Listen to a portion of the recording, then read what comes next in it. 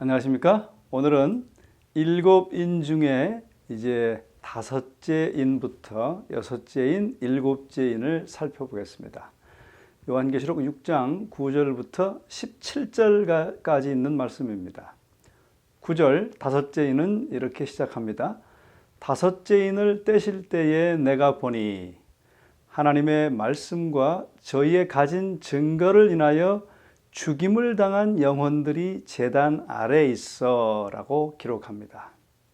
다섯째 인을 뗄 때에 요한은 하나님의 말씀과 저희의 가진 증거를 인하여 죽임을 당한 영혼들이 제단 아래에 있는 것을 봅니다. 이 장면은 이 영혼들의 믿음과 복음에 대한 그들의 신실한 증언으로 인하여 죽임을 당한 하나님의 백성들을 묘사하고 있어요. 이 영혼들은 누구일까요? 다섯째 인의 역사적 적용 시기는 1517년부터 1798년 종교 암흑 시대인데요. 이 영혼들은 바로 그 시대에 죽임을 당한 수많은 순교자들과 종교 개혁자들을 가리키며 진리를 지키고 진리를 위하여 싸우다가 죽은 자들을 상징합니다. 그 영혼들이 제단 아래에 있는 것으로 묘사되어 있어요. 이 비유적 표현은 구약의 희생제사에서 온 것이기 때문에 상징적으로 이해해야 합니다. 번제단은 드려진 희생제물이 태워지는 곳이었습니다. 희생제물 중 가장 신성한 부분은 생명을 상징한 피였어요. 희생동물을 칼로 잡아 피를 쏟으면 죽게 되었죠. 그리고 생명은 하나님께 속한 것이기 때문에 희생동물의 피는 번제단 아래에 쏟아졌던 것입니다. 다섯째 인의 장면은 구약의 희생의식을 비유하여 요한은 희생당한 하나님의 충성된 백성을 그들의 생명의 피를 하나님께 제물로 바친 순교자들로 묘사하고 있는 것입니다. 하나님께 드려진 희생 제물로서의 순교 개념은 이곳 말고도 신약 다른 곳에 여러 군데 기록되어 있습니다. 예를 들면 바울은 자신의 순교적 죽음을 내가 나를 관제로 드린다라고 기록했습니다. 이와 같이 계시록 6장 여기서 언급되고 있는 것은 바로 순교의 상징적 표현입니다. 제단 아래의 순교자들이 부르짖습니다. 10절에 이렇게 기록되어 있는데요. 큰 소리로 불러 가로되 거룩하고 참되신 대주제여 땅에 거하는 자들을 심판하여 우리 피를 신원하여 주지 아니하시기를 어느 때까지 하시려나이까? 여러분, 이것은 실제로 죽은 영혼이 부르짖는 것일까요? 아닙니다. 이것은 상징이라고 보아야 합니다. 창세기 4장 10절에 보면 이와 비슷한 표현이 있어요. 하나님께서 이렇게 말씀하십니다. 가라사대 네가 무엇을 하였느냐? 네 아우의 핏소리가 땅에서부터 내게 호소하느니라 라고 가인에게 하신 말씀이 나옵니다. 이것은 진짜로 아벨의 피가 하나님께 말한 것이 아니라 상징으로 말씀하신 것이죠. 감리교의 주석가인 알버트 바언스 목사의 저서인 신약성경 해석 계시록 주석 171쪽에 보면 그는 이렇게 말합니다. 우리는 이 제단 밑의 영혼들에 대하여 실제 문자적 그대로 일어난 일로 보아서는 안 된다. 요한은 제단 밑에 있는 순교당한 자들을 본 것으로서 이 모습은 상징으로 기록된 것이다. 우리는 이들이 실제로 자기들을 해한 자들을 심판해 달라고 혹은 보복하여 달라고 기도하고 있다고 생각해서는 안 될 것이다 라고 기록합니다. 이 외침은 순교당한 자들의 복수에 대한 갈망으로서가 아니라 합법적 공의를 간원하는 것으로 간주되어야 합니다. 그것은 스데반의 죽음에서와 같이 복수를 위한 욕망에서 일어난 것이 아니며 의와 평화를 구하며 하나님의 그의 백성의 변호를 탄원하는 기도라고 이해해야 될 것입니다. W.H.E. 렉키는 대영제국 학술원의 일원으로서 저명한 역사가인데 그가 한 순교자의 가족들이 느낄 수밖에 없었던 상념의 일단을 우리에게 기록해주고 있습니다. 렉키는 이렇게 말합니다. 그 이단적인 신앙인의 어머니와 아내와 누이와 딸이 당해야 하는 고통을 생각하면 소름이 끼친다. 그 여인은 자신에게는 생명보다도 더 소중한 그 남자의 신체가 서로 어긋나 있고 고통으로 몸부림치며 떨고 있는 모습을 보았다. 자기 남편이 지금 그런 모습으로 고통당하고 있는 그것을 묘사한 것이죠. 그 여인은 작은 불길이 서서히 타올라 차례로 사지를 태우고 끝내는 고뇌에 쌓인 그를 완전히 휩싸버리는 것을 보았다라고 기록하고 있습니다. 이 순교자의 가족들은 순교자의 모습을 보면서 언제까지일까 라는 하소연을 그 마음에 깊게 품지 않았겠습니까? 바로 그 말이 언제까지니까 라는 그 말이 순교자의 가족들의 그 말이 순교당한 영혼들의 외침의 반향이 아닐까요? 그러한 충성된 순교자들과 고통받는 자들의 탄원은 하나님의 들으신 바 되었습니다. 11절에 이렇게 들으신 응답이 기록됩니다. 각각 저희에게 흰 두루마기를 주시며 가라사대 아직 잠시 동안 쉬되 저희 동무들과 형제들도 자기처럼 죽임을 받아 그 수가 차기까지 하라 하시더라. 여기 노란색 부분을 잘 주목하시기 바랍니다. 각 사람은 흰 두루마기를 받았습니다. 흰 옷은 예수님의 순결과 의를 상징하며 그것을 주실 때 믿음을 통해서 받는 것은 예수님 안에서 다른 모든 것도 받는 것을 상징합니다. 또한 응답으로 흰 옷을 받은 후에 제단 밑에 있는 순교자들은 아직 잠시 동안 쉬라는 말을 들었습니다. 원수들은 순교자들을 멸망시키려 했어요. 그러나 예수님은 그들을 최후의 멸망으로부터 보호하셨습니다. 그분은 그들에게 흰 옷을 주시고 잠시 동안 무덤에서 쉬게 하시고 영생을 보장해 주셨던 것입니다. 요한계시록에서 하나님의 충성된 백성의 죽음은 무덤에서 잠시 동안 자는 것으로 또는 그들의 수고에서 쉬는 것으로 기록되어 있습니다. 계시록 14장 13절에 이런 말씀들이 있어요. 주 안에서 죽는 자들은 저희의 수고를 그치고 쉬리니 라고 기록합니다. 이와 같이 이 순교당한 영혼들은 쉬고 있는 것입니다. 계속 말씀은 이어집니다. 쉬되 저희 동무 종들과 형제들도 자기처럼 죽임을 받아 그 수가 차기까지 하라 하시더라. 그렇게 기록하고 있어요. 이 말씀은 약간 난해한 구절 가운데 하나입니다. 여기서 차기까지의 원어는 플레로입니다. 그런데 그 원어적인 뜻은 차게 하다, 가득 채우다, 어떤 것을 완전하게 하다, 완성하다의 의미를 가지고 있습니다. 그 원어적인 뜻에 의거하면 본문은 죽임을 당해야 할 동무종들의 수가 완성된다는 뜻이든지 또는 죽임을 당할 그들의 동무종들의 품성과 관련하여 완성될 것이라는 의미든지 둘 중 하나일 것입니다. 그런데 이 말씀 가운데 수라는 단어는 헬라어 본문에는 없습니다. 그래서 조지 레드라는 신학자는 이렇게 지적합니다.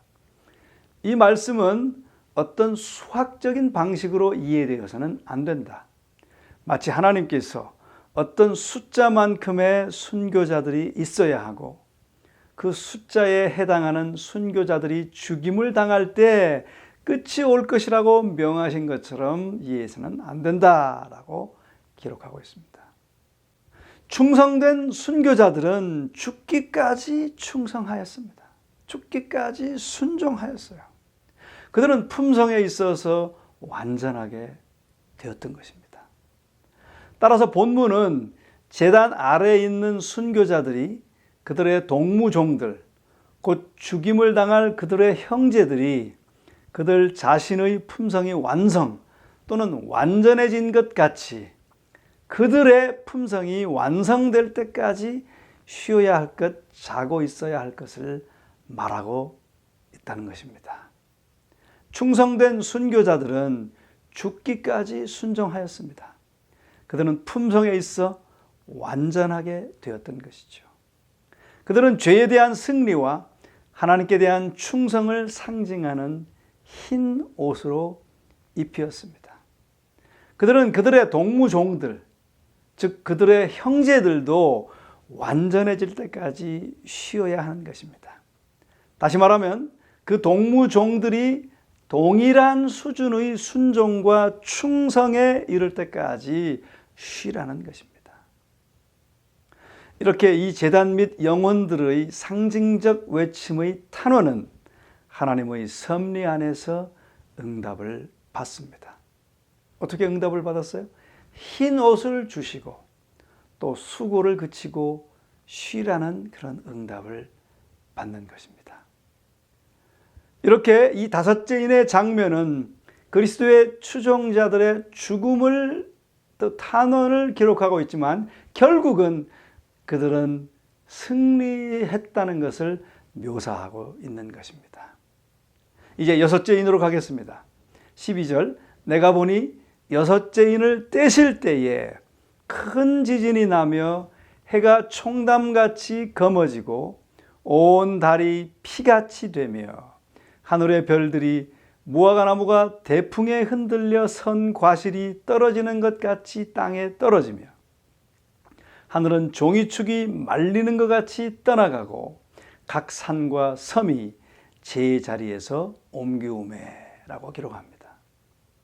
여섯째 인을 개봉할 때 그 범위가 우주적인 일련의 현상들이 일어나는 것을 기록하고 있습니다. 큰 지진과 해와 달이 어두워지는 것과 그리고 별들이 떨어지는 일들이 기록되어 있습니다.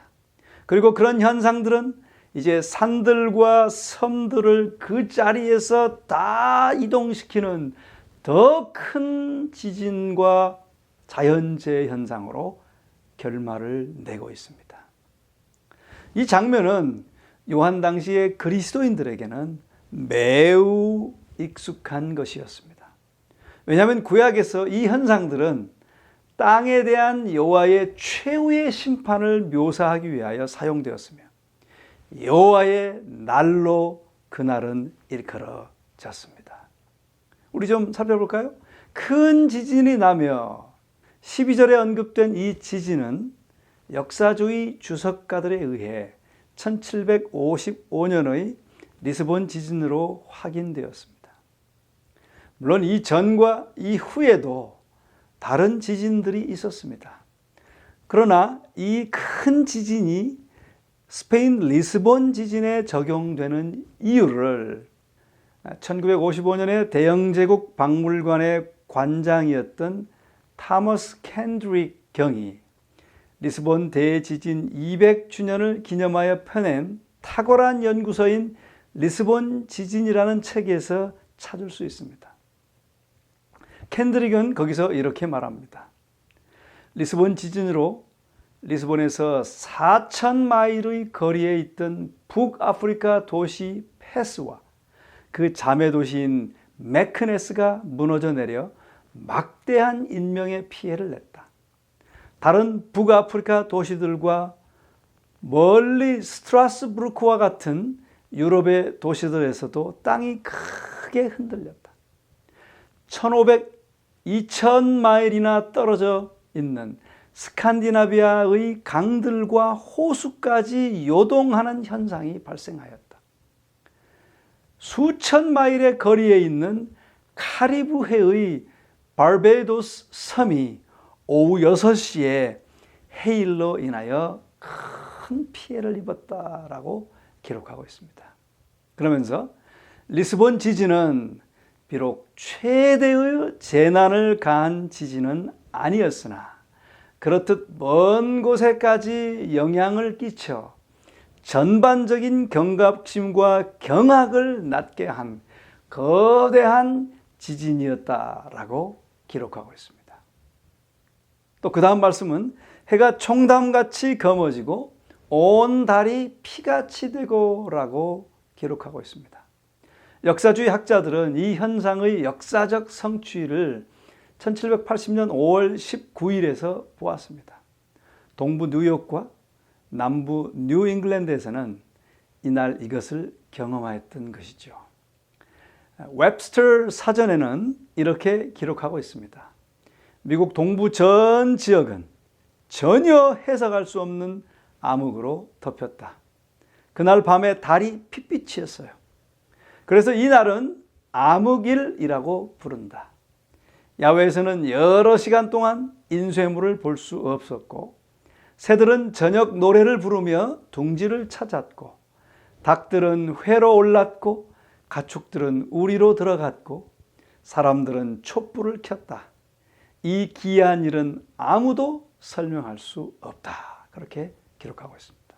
물론 이전과 이후에도 북아메리카에서 예외적이라고 할 만큼 어두웠던 날들이 전혀 없었던 것은 아닙니다.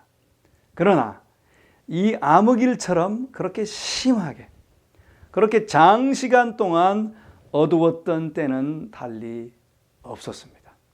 1750년 5월 19일의 암흑일은 최소한 북미 안에서는 그 후 200년 동안 그것과 대등할 만한 것이 없을 만큼 어두운 날이었습니다.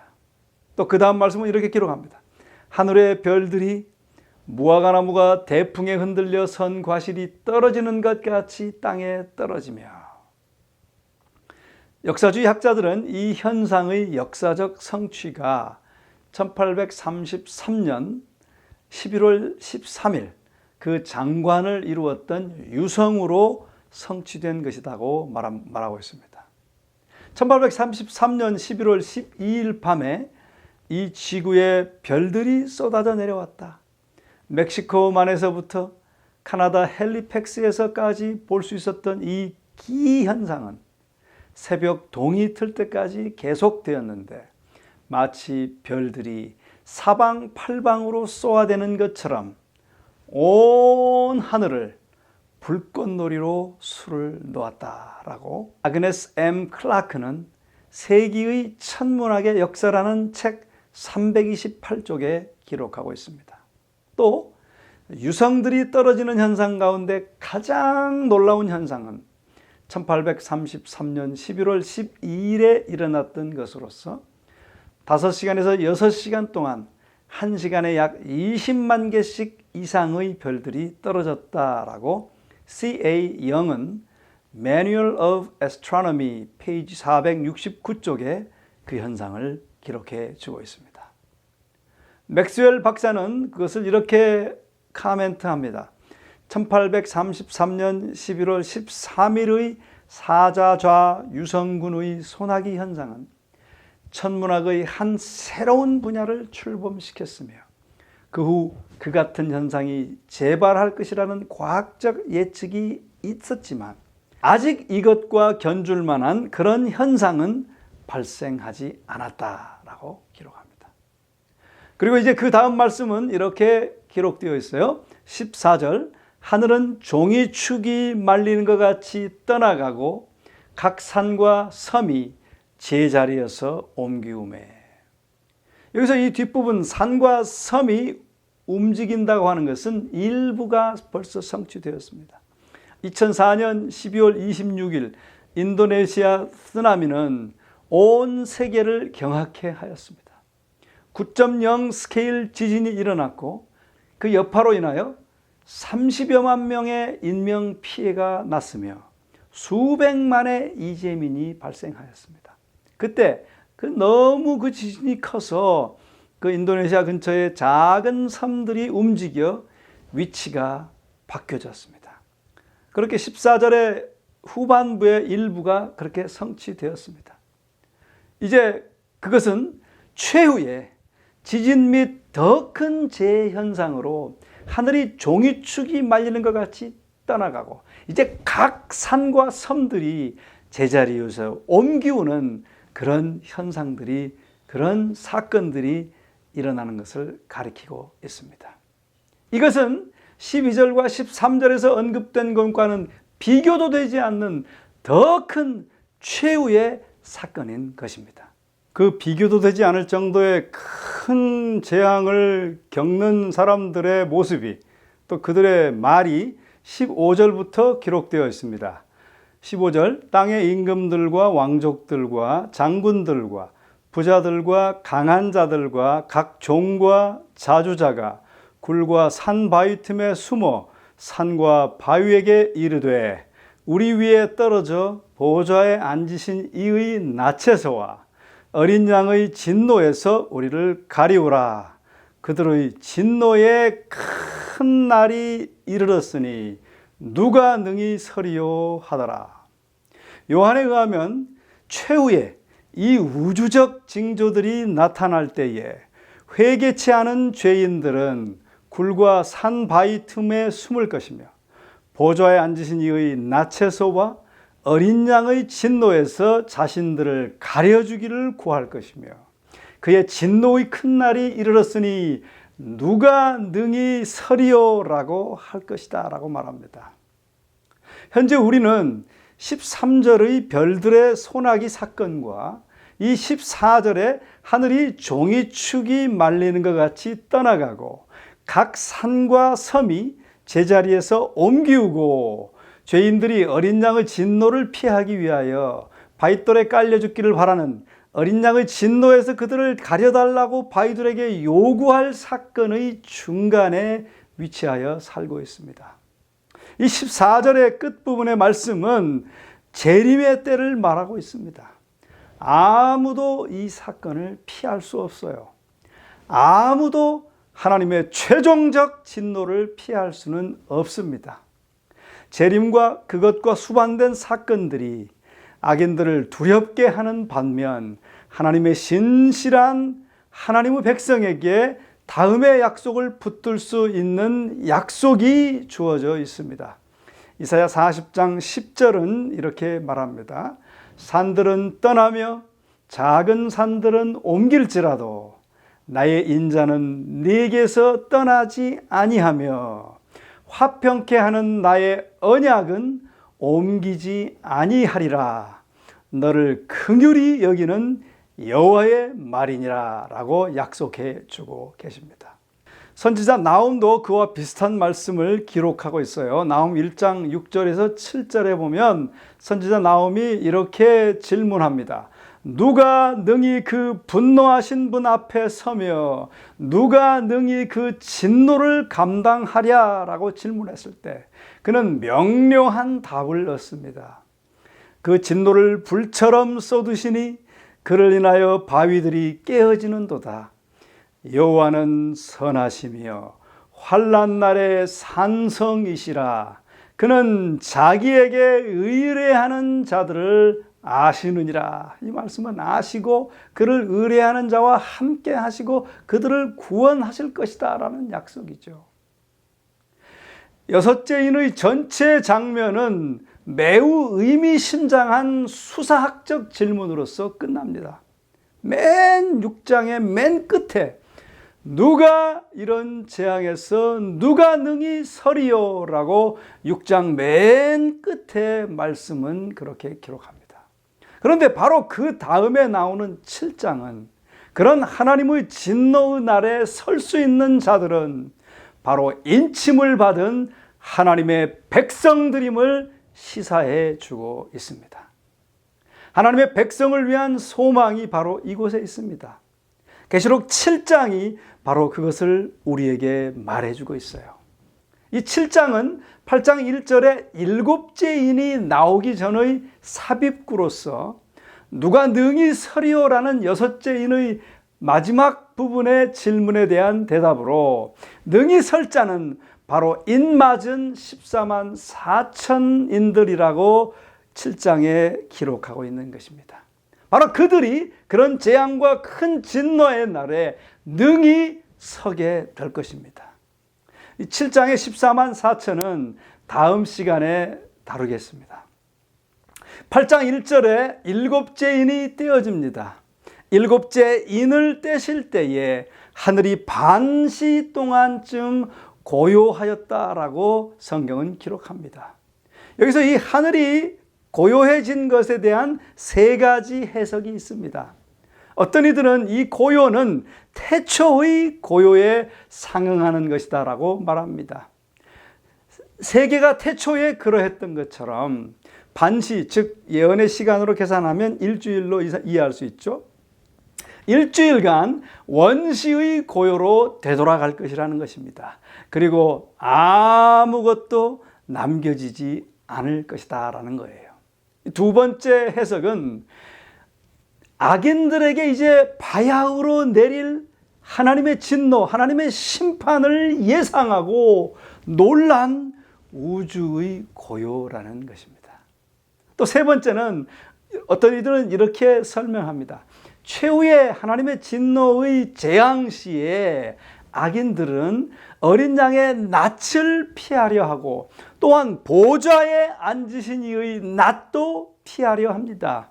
이 보좌에 앉으신 이는 바로 하나님 아버지시예요.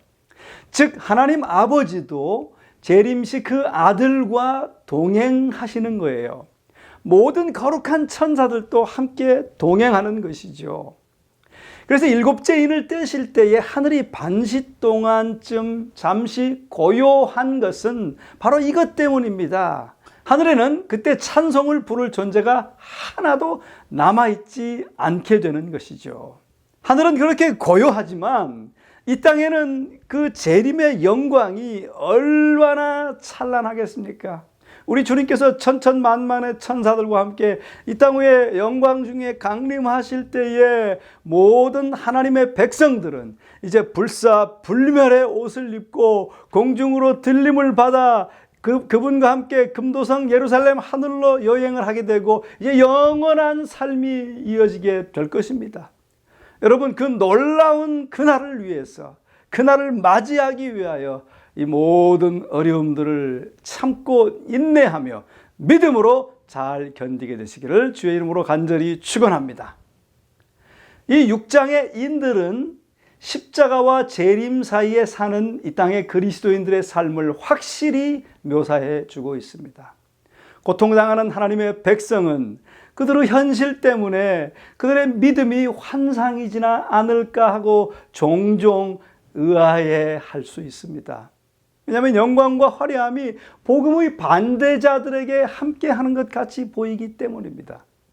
그러나 여러분들이시여, 지상 역사의 냉혹한 현실들이 하늘에서 인들이 개봉될 때 뒤따른다는 사실은 이 현실들이 어린 양의 통제하에 있음을 드러내는 것을 기억하게 되시기를 바랍니다.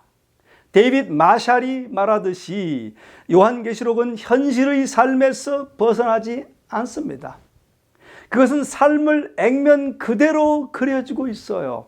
그러나 또한 그 현실 속에서 희망을 준다는 것도 성경에서 말하는 진리인 것입니다.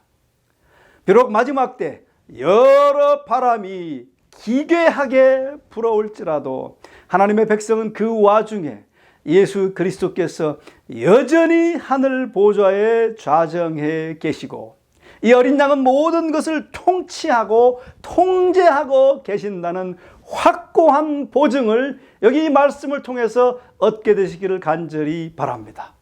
또한 그분은 이제 잠깐 후면 오실 것이에요. 그리고 그분이 이룩할 영원한 영광의 왕국은 이제 곧 찬란하게 완성이 될 것입니다.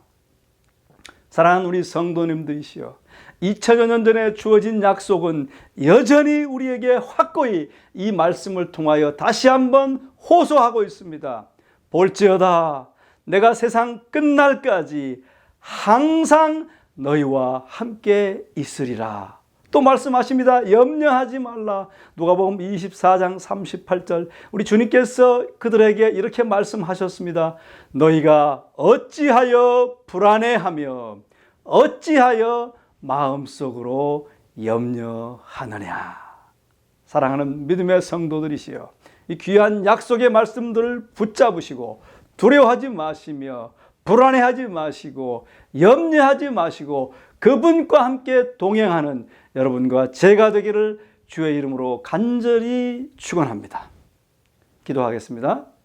사랑의 아버지 하나님, 난세를 사랑하는 저희들에게 이 분명한 약속의 말씀들을 통하여 위로해 주시오니 감사합니다. 우리 그 말씀, 그 약속들을 믿기를 원하오니 오 아버지여, 이 믿음을 통하여 이 모든 어려움들을 이기고 이제 일곱째 인을 뗄 때에 곧 다시 오실 주님을 만날 참된 준비를 잘 갖추도록 축복하여 주시옵소서. 예수님의 이름으로 간절히 축원하옵나이다. 아멘.